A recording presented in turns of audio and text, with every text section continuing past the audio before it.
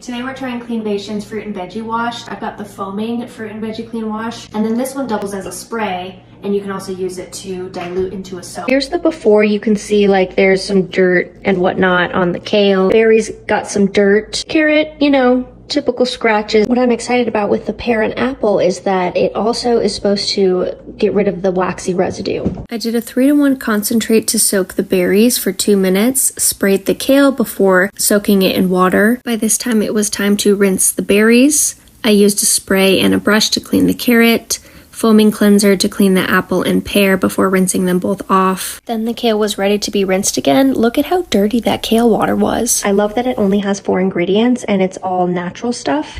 There's no vinegar smell. Everything cleaned really well. Here's the berries. They look so good. I'm probably gonna eat them all right now. The waxy residue's gone on both of these, which is amazing. Always love to see that. Carrots look gorgeous. And the kale, all of the dirt, debris, totally gone. It doesn't leave a residue of taste or anything like that. No smell. This is a really good fruit and veggie wash.